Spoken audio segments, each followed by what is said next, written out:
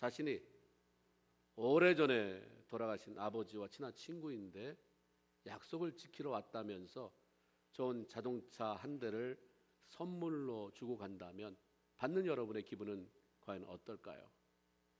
내 아버지 생전에 내가 참 많은 도움을 받았다. 그 당시에는 내가 사는 형편이 너무 좋지 않아서 뭘로 고마움을 표현할 수가 없었다.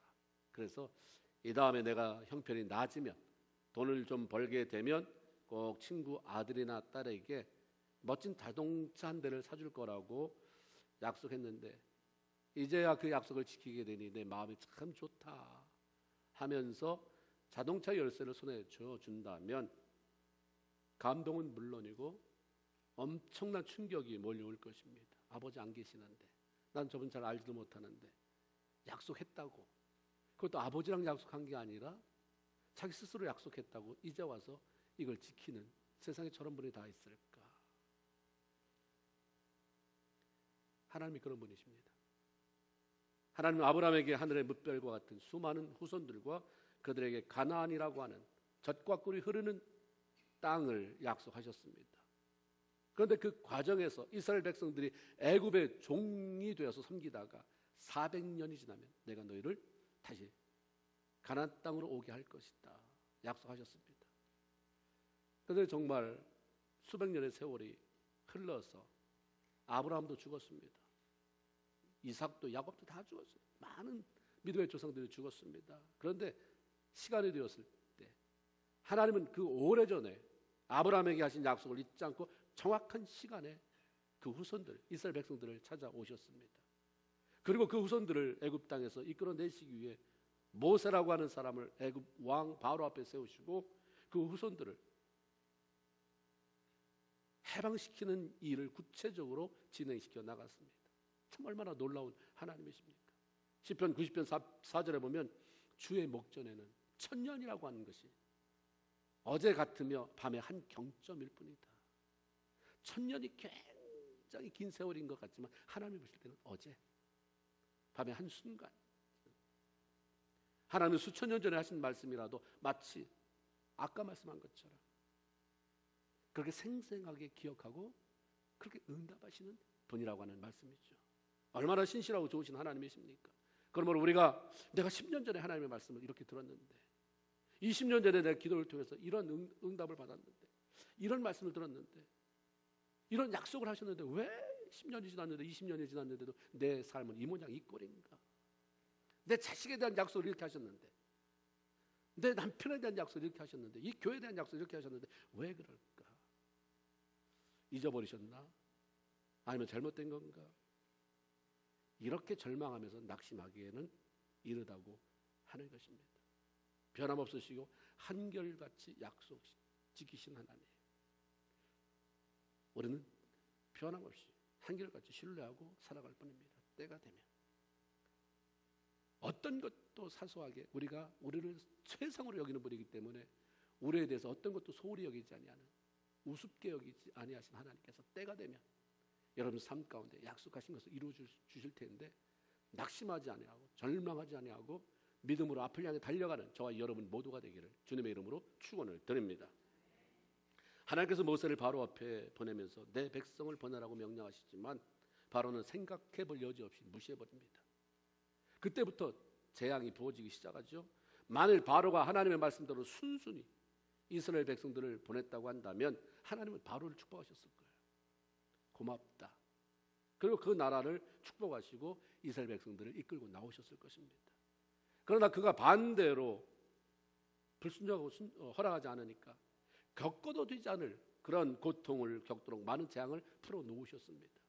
바로의 불순종과 저항이 계속될수록 하나님은 더 크고 고통스러운 재앙을 풀어놓으면서 그 속에서 하나님의 위대함을 만방에 드러나게 되는 기회로 삼으셨던 거죠.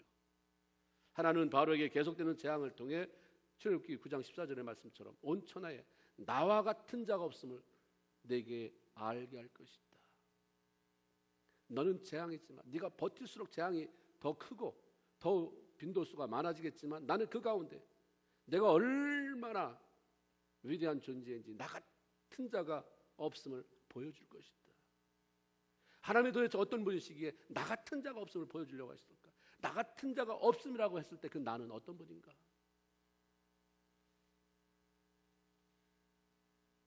가장 기본적인 하나님이 보여주시려고 했던 그 하나님은 능력의 하나님이셨어요. 하나님은 자신이 이 땅 그 누구도 어떤 신들도 제적할 수 없는 능력의 하나님이심을 보여주고 싶어 하셨던 거죠. 능력이라고 하는 것은 어떤 일을 해낼 수 있는 힘인 그것을 의미합니다. 누군가 싸워서 이기는 것도 힘이고 어떤 문제도 막힘없이 잘 풀어내고 처리해내는 것도 힘입니다. 하나님께는 불가능이 없고 하실 수 없는 일이 없습니다. 능력이 하나님이시기 때문에 이것을 보여주기를 원하는 것입니다.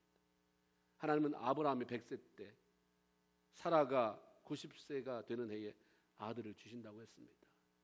믿음의 아들이라고 인정을 받고 하나님을 불러내셨는데 100살이 다 되도록 아이가 없었습니다.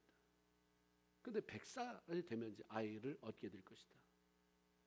아내와 10살 차이였는데 사례가 90살이 되면 아이가 아들이 생긴다. 예언적인 메시지를 주신 거죠. 이 말씀을 들었을 때 사라가 속으로 웃었다고 그랬어요. 내 남편 아브라함도 늙고 나도 늙고 나는 이미 생리가 끊어진 여인인데 어떻게 아이를 낳을 수 있을까? 속에서 그렇게 했을 뿐인데 하나님의 사자가 그것을 마음을 들여다보고 너희가 어찌하여 속으로 웃느냐? 그러면서 그 사자를 통해서 하나님이 하신 한마디 말씀이 무엇입니까? 여호와께 능치 못한 일이 있느냐? 딱 한마디예요. 100살이 돼서 아이를 못 낳는다. 90살이 돼서 아이를 못 낳는다는 것은 세상이 그렇다 맞다.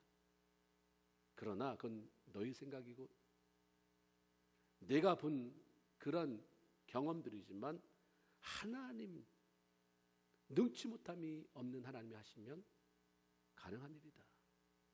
그러게 잠언 21장 30절에 보면 지혜로도 못하고 명철로도 못하고 모략으로도 여호와를 당할 자가 없다라고 말씀합니다. 그 누구도 어떤 방법으로도 하나님을 대적할 수는 없는 것입니다. 대적하면 망하는 것이고 의지하면 그 능력으로 붙잡아 주십니다. 하나님은 자신이 능력의 하나님이라고 하는 사실을 세상 모든 사람들에게 알게 해서 영광 받으시기를 원하시는 것이고 사람들이 또 능력의 하나님을 알고 의지해서 그들도 능력의 삶을 살기를 원하시는 분인 것입니다. 능력을 하나님이 많이 나타내서 뽐내고 싶은 게 아니라 내가 이런 능력의 하나님이니까 이 능력을 네가 사용해라. 이 능력의 하나님이 나에게 붙어서 너도 능력자가 되라. 너도 이 땅에서 하나님 부르면서 비실비실거리고 살지 말고 능력의 하나님을 인정하고 그 그늘 밑에 들어와서 나와 함께 이 땅에서 승리자가 되자라고 말씀하시는 것입니다. 출애굽기 9장 16절에 보면 내가 너를 세웠으면 나의 능력을 네게 보이고 내 이름이 온 천하에 전파되게 하려 함이다라고 말씀합니다. 하나님께서 자신의 능력을 애굽 땅에 보이기 위해 하신 일이 바로 우리가 지금까지 계속 말씀을 통해 보고 있는 10가지 재앙이었습니다.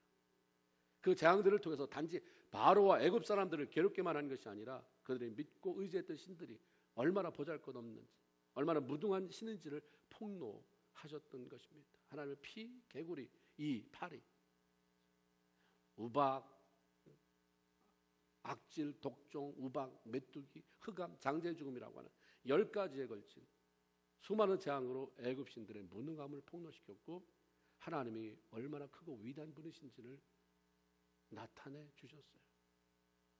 하나님은 여러 신 가운데 하나가 아니라 유일한, 다른 모든 신들은 모방, 그래서 게임이 되지 아니하는 능력으로 비교할 수 없는 그 하나님, 절대 하나님이심을 보여주는 거죠. 6번째 재앙은 바로 독종이었어요. 새로운 성경에는 악성 종기라고 표현되어 있는데 모세가 화덕에서 재를 두 움큼을 집었습니다. 하나님이 그렇게 하라고 하시니까 그래서 바로의 목전에서 그걸 날려버립니다. 그랬더니 그 재가 티끌이 되어서 애굽 땅의 모든 사람들의 몸에, 짐승의 몸에 붙어서 악성 종기를 만들어낸 거죠. 그 애굽 술사가 이것을 해보려고 노력하지만 흉내낼 수도 없는 하나님만이 베푸는 그런 기적이었습니다. 학자들은 여기서 이 화덕, 우리가 화덕 있죠? 뭘 구울 때 쓰는 그 불 피우는 거, 옛날 성경에는 풀무로 되어 있습니다. 그것은 애굽 사람들이 자기 신을 위로하기 위해서 재앙으로부터 우리를 모면하게 해주세요. 그 신을 위로하고 달래기 위해서 인간을 제물로 드렸던 번제단이라고 말하기도 합니다. 애굽 사람들이 재앙을 막기 위해 자기 신에게 바친 제물을 태우고 남은 재가 이제는 하나님의 손에서 악성 종기로 변해서 사람들을 괴롭히는 재앙으로 변해 버렸어요. 그렇게 그 신을 달래려고 조심조심하면서 인간까지 잡아서 그 위에다가 불태워 바쳤는데 어느 순간에 하나님이 그 죄를 가지고 애굽 전체를 재앙에 빠뜨리니까 이거는 뭐 정말로 이 정신세계에 붕괴가 오는 거죠. 도대체 우리가 뭐하고 살았냐. 8번째는 애굽 전역이 메뚜기로 뒤덮이는 메뚜기 재앙이 찾아왔습니다.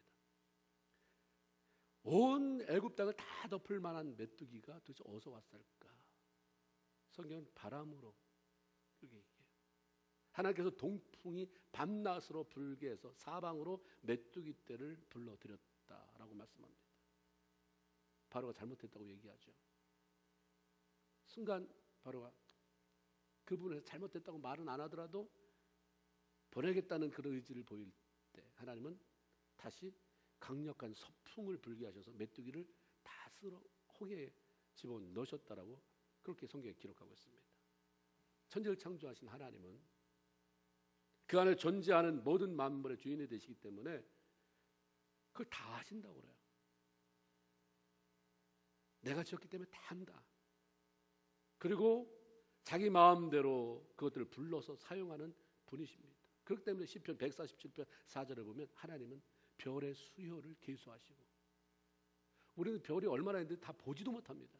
숫자는커녕 우리가 본 것만 말고도 엄청나게 많은 별들이 있잖아요.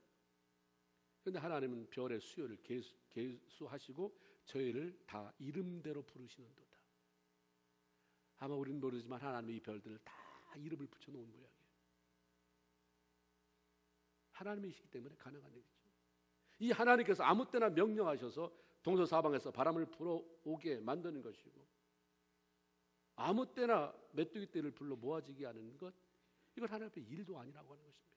그런데 왜 그 하나님이 무기력해지냐면 우리가 하나님을 제한하기 때문인 거예요. 인간이 하나님을 제한시켜요. 그래서 믿음이 좋은 사람에게는 하나님이 큰 하나님이시고 믿음이 자꾸 불신하면 하나님은 작은 하나님이에요. 내가 내 속에 하나님을 가두는데 어떻게 하나님이 커질 수가 있겠습니까? 내 속에 갇혀지는 하나님은 나보다 작은 하나님이에요. 그 내 속에 가지는 하나님은 내 기도 들어주지 않고 내 말 안 들어주면 정말 때리고 하나님 야단치는 하나님도 아닌 우스운 하나님을 만들어가는 거예요. 여러분 어떻습니까? 신앙생활 하면서 절대적인 그 하나님 능력의 하나님 앞에 내가 바짝 엎드리며 살아가는 사람입니까? 아니면 야단치는 사람입니까? 왜 안 들으세요? 하나님 정말 한번 맛 좀 보실래요? 왜 내 말 안 들으시는 것입니까? 왜 기도 응답 안 하십니까? 하나님은 제한받을 수가 없는 분입니다. 9번째로 내려진 재앙이 흑암의 재앙입니다. 3일 동안 내려진 흑암이 얼마나 어두웠든지 사람들이 서로가 알아볼 수 없을 정도였다고 했어요. 어둠은요 사람으로 불안하게 만들어요. 두렵게 만들어요. 아무 일도 하지 못하게 만듭니다. 사탄이 하는 일은 어둠이에요. 주님이 하는 것은 빛입니다. 어둠이 찾아오면 내 마음에 갑자기 어둠이 쫙 밀려오면 불안해지고 우울해지고 외로워지고, 은혜가 들어가서 내 마음이 환해지면 뭐 어때? 하나님이 함께 하시니까 당당해지는 것이고 우울함이 떠나가는 것이고 밝아지는 거예요. 그 사탄이 빛으로 가장하죠. 사탄은 절대 빛이 되지 못하는데 사람이 빛을 좋아하니까 빛으로 가장하는 거예요. 사탄들도 광명한 천사로 가장한다 그랬어요. 빛이 있는 천사처럼 가장하고 유혹해서 망하게 만드는. 애굽에서는 태양이 라라고 하는 그런 명칭 아래 섬김을 받았어요. 그래서 우리가 바로라고 하는 게 영어 성경에는 파라오잖아요. 라오가 들어와요. 파라오. 왕의 명칭도 태양을 의미하는 말에서 왔어요. 그런데 하나님께서 흑암으로 덮어버리니까 그들이 섬겨오던 신으로 섬겨오던 태양은 아무 힘을 못 써요. 하나님을 보내 흑암에 눌려서 빛이 완전히 사라져버리고 말았습니다. 태초에 하나님이 천지를 창조하시더라. 흑암이 깊음 위에 있고 흑암이 땅을 온 공간을 다 덮어버렸어요. 그때 하나님의 말씀이 빛이 있으라 하시면 빛이 있었다고 했어요. 아무것도 없고 흑암으로 가득 차 있는 그때, 그 태초에 하나님이 빛이 있으라 하셔서 어둠이 물러가고 빛이 있게 하신 하나님은 애굽이라고 하는 한 나라에 어둠아 와라, 덮어라, 얼마든지 하실 수 있는 분입니다. 태양은 하나님이 만든 피조물일 뿐이고 절대 섬김 대상이 될 수 없는, 신이 될 수 없는 그런 대상임을 알게 하셨어요. 하나님만이 유일한 신인 것을 이 재앙을 통해서도 여실히 보여주는 거죠. 하나님을 경험한 사람들은 한결같이 하나님만이 유일한 하나님이다, 하나님만이 능력의 하나님이다라고 고백합니다. 여러분이 잘 아는 것처럼 여리고, 이스라엘 백성들이 여리고를 침투할 때 정탐꾼을 보내잖아요. 정탐꾼을 숨겨준 사람이 그 지역의 여리고의 기생 라합입니다. 그 당시 여리고 기생 라합은 뭐 술이나 따르는 그런 여인이, 천박한 여인이 아니라 자기들 신을 섬기는 제의를 이끌어가는, 제사의식을 이끌어가는 굉장히 파워 있는 사람이에요. 그 여인이 정탐꾼을 숨겨줬어요. 자기들을 공격해오는 그런, 자기들 편에서 보면 이방인이고 원수들을 숨겨준 이유에 대해서 이렇게 말합니다. 너희의 하나님 여호와는 위로 하늘에서도 땅의 아래서도 유일한 하나님이시다. 자기가 고민하고 보고 또 보고 또 보고 듣고 고민하고, 하나님 같은 신은 없다. 그 내린 결론이에요. 전에 하나님을 만난 적도 없어요. 하나님에 대해서 교육받은 적도 없습니다. 그는 이방 우상을 섬기던 사람인데 되어지는 상황을 보면서 하나님 같은 말이다, 내가 헛짓을 했다, 내 일생 동안 잘못된 신을 섬기느라고 내가 망했다, 이제부터라도 내가 저 하나님 잡겠다는 그런 결단을 한 거죠. 그러면서 내가 나의 하나님 여호와는 위로 하늘에서도 아래는 땅에서도 하나님이시다. 솔로몬도 성전을 짓고 나서 하나님 앞에 봉헌 예배를 드리잖아요. 하나님 앞에 기도할 때 그렇게 얘기합니다. 이스라엘의 하나님 여호와여, 위로 하늘과 아래로 땅에 주와 같은 신은 없나이다. 하나님 같은 분은 없습니다. 이게 그의 고백입니다.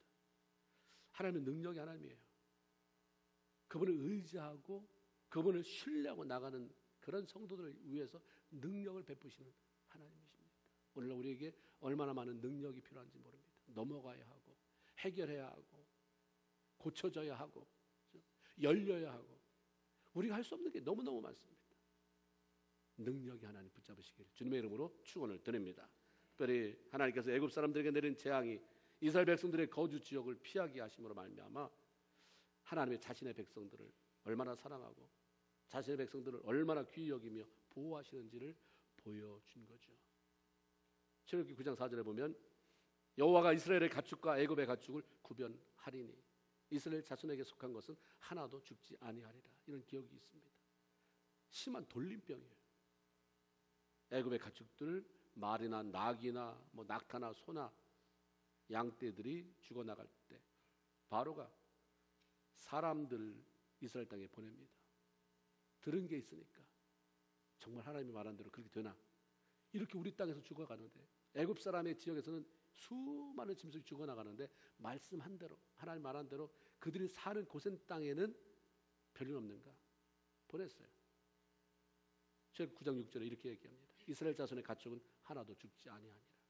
하나님의 보호 때문에, 특별한 보호 속에서 수많은 사람이 섞여 살아도 하나님은 하나님 것을 인식해요.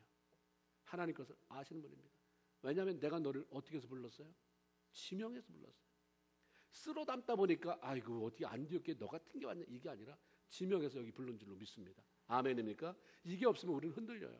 나보다 믿음 생활 잘하는 사람 보면 나는 아닌데 저 사람 때문에, 그 사람은 그 사람대로, 나는 나대로, 부족하면 부족한 대로 하나님 불러주셔서 하나님이 사용하시는 것인 줄로 믿습니다. 지명하여 불렀대잖아요. 손가락 하나하나 불러서 모은 것입니다. 그래서 우리가 그런 하나님 앞에 믿음으로 살아가는 사람들이기 때문에 열등감 가질 필요도 없고요. 열등감 가지면서 남을 시기하고 좌절하고 불평하고 원망할 필요도 없는 것입니다. 7번째 재앙으로 애굽 온 땅에 우박이 내었을 때 사람과 짐승은 물론이고 밭에 있는 모든 채소가 다 죽어나갔어요. 나무들이 꺾였어요. 그때 그 피해가 얼마나 엄청났는지 시편에 다시 기록해줘요. 시편 105편 32절 33절에 비 대신 하나님이 우박을 내리시며 그들의 땅에 화염을 보내셨다. 우박이 내리는데 불이 지나가요. 우박이 불이 지나가면 녹아야 되는데 화염이에요. 화염. 불과 우박이 천둥치고 번개치고 우박이 내리고, 그래서 그들의 포도나무와 무화과 나무를 치시며 그들의 지경에 있는 나무를 다 꺾으셨도다, 찍으셨도다, 이렇게 돼 있어요. 그런데 출애굽기 9장 26절에 이스라엘 자손이 있는 고센 지방에는 우박이 없었더라. 9번째 재앙으로 애굽 온 땅이 흑암으로 덮어졌을 때에도 온 이스라엘 자손이 거주하는 곳에는 빛이 있었더라. 하나님 이걸 분명히 얘기해 줘요. 한 줄씩 꼭 그렇게 근거를 남겨줘요. 이런 재앙 때문에 애굽 사람이 고통스러워하고 있었는데, 그런데 마지막 절에 그러나 애굽 땅에는 우박이 없었더라. 그러나 이스라엘 백성들이 사는 땅에는 우박이 없었더라. 고산 땅에는 흑암이 없었더라. 빛이 있었더라. 같은 애굽에 살아가고 있는 이스라엘 백성들인데 재앙이 내려졌을 때 그 재앙들이 하나님의 백성들을 피해가는 모습을 우리에게 보여줘요. 세상이 점점 악해지고 흉흉해져요. 살아가는 일이 힘들어집니다. 그럼에도 불구하고 우리가 힘을 얻을 수 있는 것은 하나님이 당신의 사랑하는 백성들을 구별하고 보호하시고 인도하신다고 하는 사실입니다. 우리는 단순히 그 안에 머물면 돼요.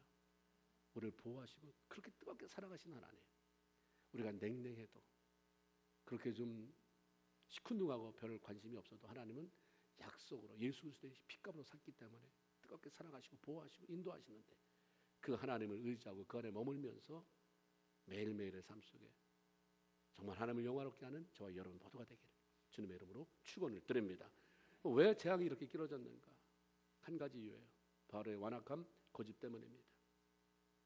애굽의 재앙이 10번씩이나 내리면서 그 기간이 길게 간 이유는 한 나라를 대표하는 지도자 바로 왕이 하나님을 대적하기 때문입니다. 처음에 내렸을 때는, 두 번에 내렸을 때, 세 번에 내렸을 때 뭐 우연이지 할 수 있다고 치지만, 이게 거듭해서 10번이나 계속됐을 때는 깨달았어야 돼요. 자기가 뭐 그렇게 대단한 사람이라고, 하나님 앞에 맞서서 싸워봐야 아무런 소용이 없는데 끝까지 하나님을 대적하잖아요. 바로가 겸손히 순종했다면 하나님이 굳이 애굽 땅에 10번씩이나 재앙을 내릴 이유가 없었어요. 그런데 하나님 앞에서 바로의 강박함, 바로의 악한 마음이 재앙을 더하게 만든 거죠. 바로 한 사람의 악함 때문에, 바로 한 사람의 고집 때문에 애굽 전체가 고통스러워져요. 한 가정의 리더가 바로 서야 되잖아요. 우리가 한 사람의 악함이, 고집이 한 공동체를 힘들게 만들 수도 있다고 하는 것입니다. 그래서 우리가 누구를 먼저 비난하기 전에 제일 먼저 나 자신 돌아보면서 나는 내가 속한 가정이나 내가 속한 공동체에 어떤 영향을 미치는 사람인가. 잠깐 남 비평하는 거, 남 비난하는 거 좀 내려놓으세요. 남편 비난하는 거, 아내 비난하는 거, 뭐 누구 비난하는 거 좀 내려놓고 나는 어떤 사람인가. 나는 비난은 안 하는데 영향력 못 끼친다. 비난하는 부류에 똑같은 거예요. 난 어떤 사람인가를 한번 바라볼 수 있어야 되는 것입니다. 이사야 1장 5절을 보면 너희가 어찌하여 매를 더 맞으려고 패역을 거듭하느냐라고 하는 말씀처럼 어려움이 찾아올 때 하나님 앞에 고집부리며 대드는 것은 아무 유익이 없습니다. 고난의 시간을 연장시키고 마음이 메말라질 뿐이지 유익이 없어요. 바로는 견디기 어려운 많은 재앙을 만나면서도 잘못했다는 말 한마디 안 해요. 참 힘든 사람이 뭐냐면 잘못했다는 얘기 안 하는 사람입니다. 근데 우박의 재앙으로 굉장히 두려웠을 때, 우박이 쏟아지고 화염이 지나가고 밭에 있는 모든 것들이 다 망가졌을 때 처음으로 잘못했다고 하는 말을 합니다. 9장 27절에 보면 이번은 내가 범죄하였노라. 이번은 여호와는 의로우시고 나와 나의 백성은 악하도다. 근데 이게 진지하게 말이야. 한 말이야. 그래 이번은 내가 잘못했다. 야, 우리 다 잘못했어. 우리 다 잘못했어. 나도 잘못했고 우리 백성도 잘못했고 하나님 잘나신 분이야. 진지함이 없어요. 무엇을 잘못했는지, 왜 자신과 그 백성들이 악한 죄에 대해서는 말하지 않습니다. 말하지 않는 게 아니라 뭘 잘못했는지 모르는 것이 관심이 없는 거예요. 단지 위기를 순간 모면하려고 하잖아요. 가정에서도 남편들이 아내가 당신 이거 잘못했지 않았냐고 그러면 잔소리 듣기 싫어서 알았어. 뭐 잘못했는데 그러면 글쎄 그 다시 또 2차전이 시작되는 그런 일들도 있고요. 우리가 신앙생활 할 때 내가 뭐가 잘못된 건가? 그래 하나님 앞에 뭐 다 의인 없고 다 죄인이니까 나 죄인이지 뭐 나 다 잘못했어. 그러니까 변함이 없어요. 변화가 없어요. 순간순간 위기만 모면할 뿐이지 근본적으로 변화가 없어요. 그러니까 바로가 비록 9장 28절에 여호와께 구하여 이 우레소리와 우박을 제발 좀 그치게 해라. 내가 너희를 보낸다니까라고 말은 했지만 그 말을 그냥 모세가 순수하게 듣고 하나님 앞에 아뢰고 하나님이 그치게 했을 때 거기 이렇게 나왔어요. 9장 34절에 다시 범죄하여 마음을 완악하게 해서 이스라엘 백성들을 내보내지 않았다. 숨통이 터지니까 다시 돌아오는 것은 근본적으로 잘못했다고 말하는 게 아니죠. 위기 모면이 아니라 하나님이 원하시는 삶으로의 근본적인 방향 전환이 이루어져야 우리 삶의 진정한 평화, 진정한 길이, 복이 임하게 되는 것입니다. 재앙이 길어지면서 하나님이 하시는 일을 여러 차례 눈으로 목격한 바로 왕의 신하들 가운데는 하나둘 하나님을 두려워하는 사람이 생겼어요. 바로가 제일 강박하고 찔긴 거예요. 거룩한 두려움이 몰려오니까 어떤 사람이 이러면 내가 이렇게 살면 안 되겠구나. 교회에서 이러면 안 되는구나. 이러는데 내 가정에서 이러면 안 되는데 끝까지 찔기는 사람이 있는 거예요. 바로 아주 끝까지 뭐가 그게 대단한 일이라고 눈앞에서 펼쳐지는 그런 하나님의 위대함을 보면서도 나는 내가 왕인데 내가 이걸 포기할 수 없지. 머물러 있습니다. 그 자리에. 그래서 하나님께서 우박의 재앙을 말씀하실 때는 그분의 말씀을 들에 머물렀던 짐승들을 다 집으로 돌아오게 하고 자기 종들을 다 집으로 들어와라. 하나님이 이스라엘 백성들에게 하는 얘기, 바로한테 하는 얘기 들었는데 이번에 우박이 대단할 것 같아. 이래서 재앙을 피한 사람도 있었던 것입니다. 하나님께서 메뚜기 재앙에 대해서 말씀하실 때 그때는 신하들이 본격적으로 왕한테 그렇게 얘기했어요. 왕은 아직도 정신 못 차리십니까? 왕은 아직도 이 나라가 망하게 된 것을 알지 못하십니까? 하나님 앞에 고집을 세우니까 자기가 뒤로 망하게 되는 건 안 보이는 거예요. 씩씩거리고 분노하고 화가 난 그것만 보이는 거지. 지금 그러는 사이에 뒤에가 망하고 있는데 자기는 안 보여요. 백성이 지금 망하고 있는데 나라가 망하고 있는데 왜 당신은 그렇게 고집을 부리십니까? 네 집에 망하게 되고 있는데 왜 너만 고집 부리고 있느냐? 왜 너만 하나님 앞에 무릎 꿇지 않고 있느냐? 네가 속해 있는 공동체가 어려움 당하고 있는데 너는 뭐가 화가 나서 맨날 화만 부리고 네가 망해가는 걸 보지 못하느냐? 백성들은 그렇게 얘기해요. 백성들이 주변에서 얘기해 주는 사람이 있거든요. 안 듣는 거예요. 못 듣는 것입니다. 하나님 그렇게 얘기해요. 그러니까 이제 그만 하나님 앞에 무릎 꿇어라. 백성들 내보내면 되지 않느냐 그까짓 거. 그들 원하는 대로 하나님 섬기게 해라라고 얘기합니다. 많은 사람들이 더 이상 하나님을 대적하면 망한다는 것을 아주 너무 뼈저리게 느낀 거예요. 근데 오직 마음이 강팍할 대로 강팍해지고 메말라져 버린 바로만 혼자 고집합니다. 사람이 망하려고 들면 귀가 닫혀요. 귀가 닫혀버립니다. 귀가 닫히면 안 보여요. 보는데도 귀가 닫히고 내 안에 소리가 너무 크니까 내 소리대로 보기 때문에 내가 정말 봐야 될 것은 안 보이는 것입니다. 그리고 다른 사람이 아무리 좋은 말을 해줘도 무시해버립니다. 누구의 말도 마음에 들어오지 않아요.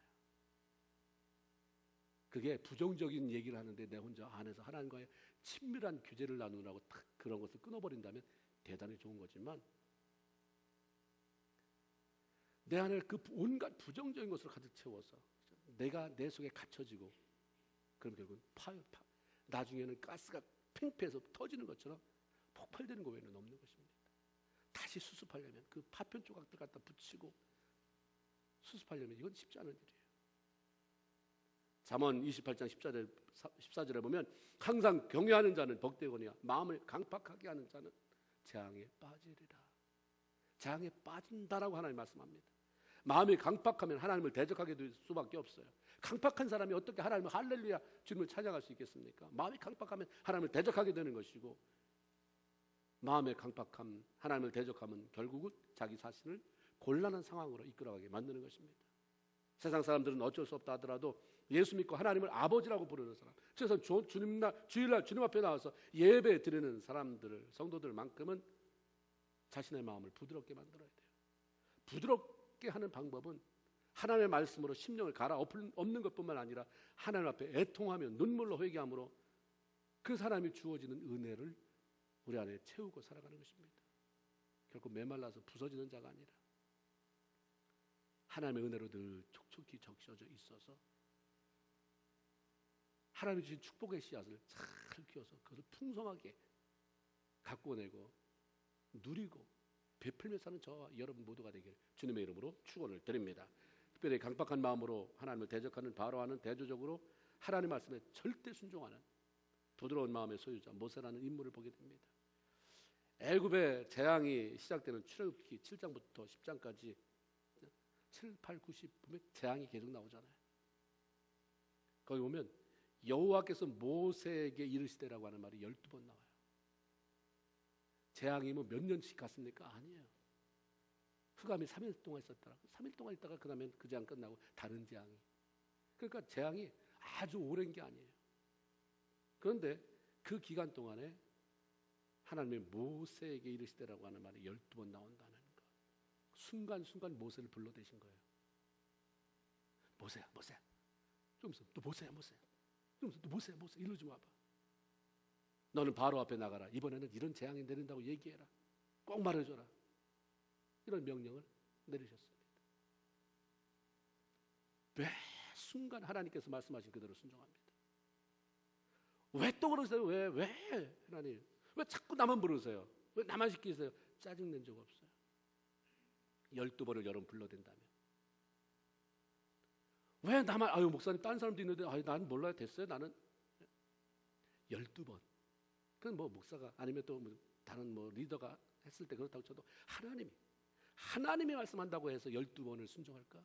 짧은 시간에 너 오늘 이러지 마라. 오늘 교회 와서 밤 10시부터 한 2시간 기도 좀 해라. 이번 주간 한 주간만 좀 기도해라. 나와서 새벽에 작정하고 아니면 저녁에 기도해라. 작정하고. 첫날은 하나님이 나한테 이런 말씀을 주시다니 아멘 했는데 일주일이 못하고 너 이번엔 열흘 해라. 조금 지났더니 한 3주나 지났을까? 이번엔 한 달만 하면 어떡해? 아 정말 그거 너무하시네. 신경질이 나죠. 이제 은혜가 안 되는 거예요. 만약 하나님이 나한테 열흘 기도해라, 20일 기도해라 해서 하나님의 음성이 너무 감동해서 뭔 일이 생기나 보다, 대단한 일이 생기나 보다 했는데 아무 일도 일어나지 않고 열흘은 채우기는 채웠지만 그때나 뭐 저때나 하나님을 불렀다고 기도했더니 뭐 그때 더 졸려. 더 좋은 것밖에 없는 것 같고 뭐 와서 그냥 신경질하다 갔는데 또 하라고 그러니까 나중에 신경질이 나는 거예요. 하나님이 모세를 사랑하는 이유가 여기 있어요. 12번에 12번. 아무 얘기 안 해요. 좋은 꼴 보러 가는 겁니까? 가서 뭐 환영받는 거야? 저 인간 왜 또 왔냐? 저 징그러운 인간 왜 또 왔어? 이번엔 뭔 재앙 내리려고? 하나도 환영받는 자리가 아닌데 하나님이 시켜서 갔을 뿐이에요. 이런 모세의 순종을 통해 하나님이 원하시는 일들이, 보이지 않는 하나님이 계획한 일들이 성취가 돼서 눈앞에 드러나는 거죠. 아무리 하나님께서 많은 계획을 가지고 계신다고 해도 하나님 말씀하실 때마다 순종함으로 그분의 입이 되어주고 그분의 손이 되어드리고 그분의 발이 되어드리는 사람을 통해서 그 계획이 구체적인 형태를 갖추게 되는 것이고 모습을 드러내게 되는 것입니다. 그렇기 때문에 하나님이 말씀하시면 그것에 절대 순종하는 사람, 하나님이 그렇게 좋아하시는 거예요. 그 사람을 통해서 하나님이 높임을 받으시고 영광을 받으시는 것입니다. 하나님 앞에 순종하는 사람이 꼭 필요해요. 사람이 없으면 하나님 일이 안 되는 거예요. 그때 하나님이 사람을 찾으세요. 사람을 찾는다고 말했어요. 찾는다고 말하는데 이사야 같이 주여 내가 여기 있사오니, 자기가 자원하는 마음으로 가서 주님 내가 부족하지만 뭘 해드릴까요? 어떻게 순종할까요? 하나님이 좋아서 기가 막히시는 거죠. 순종하는 사람을 위해서 아무것도 아끼지 않아요. 아까워하지 않으세요? 창세기 26장에 보면 하나님께서 이삭에게 축복을 하십니다. 이삭이 봐도 신기한 거예요. 하나님 왜 나한테 왜 이렇게 하시지? 나한테 왜 이렇게 하시지? 너무 부담되게 너무 잘해주시 하나님. 그때 이유를 설명해 주세요. 창세기 26장 5절. 이는 내 아버지 아브라함이 내 말을 순종하고 내 명령과 내 계명과 내 율례와 내 법들을 지켰습니다. 아버지의 순종이 아들에게도 하나님의 축복이 많은 통로를 열어놓으셨어요. 누군가 한 사람이 순종하는 자로 재물이 되면 역사는 일어나는데 싫거든요. 자식은 자식이 알아서고 내가 왜 자식을 위해서까지 생각하면서 피해를 당해야 돼? 무슨 순종? 왜 내가 희생해야 돼? 희생하지 않으면 희생이라고 붙이니까 희생이지 그냥 내가 해야 될 몫의 순종인 거예요. 안 하니까 나도 맡기고 그 다음 세대도 맡기는 것입니다. 누군가 문을 열어주는 사람이 필요해요. 우리 아버지가 나를 위해서 그렇게 문을 열어줬다면 얼마나 좋았겠어요? 근데 못했잖아요. 못했으면 내 조상이 믿음의 조상이 있어서 저만 나를 위해서 그렇게 기도 많이 해주고 하나님 뜻대로 살아가는 그래서 축복받는 모델을 형성하지 못했다면 그래서 내가 누릴 것이 없다면 내가 해야 되는 거 아니에요. 성경이 그렇습니까? 아브라함이 내 말에 순종함으로 그 너한테 이게 가는 거다. 그렇군요. 이삭이 어떻게 했겠어요? 우리 아버지가 순종해서 나한테 그렇게 복이 온 것처럼 나도 순종해서 내 아들한테 복이 가게 해야지. 얼마나 대단한 삶을 살았어요. 순종은 하나님이 하시고자 하는 일에 동참하는 최고의 열쇠예요. 동참시켜 주옵소서. 하나님 오늘날 하나님 하시는 위대한 일을 보게 하옵소서. 순종해라. 작은 일부터 말씀하세요. 먼저 네 안에 주는 감동부터 해라. 감동. 네 안에 감동. 이제 이거 그만해야 되겠다. 이렇게 해야 되겠다. 그럼 그렇게 해. 감동받았다가 사람이 뭐라 그러면 금방 넘어지고 금방 쏠려다니지 말고 하나님 앞에 감동 준 대로 순종하기 시작해봐라.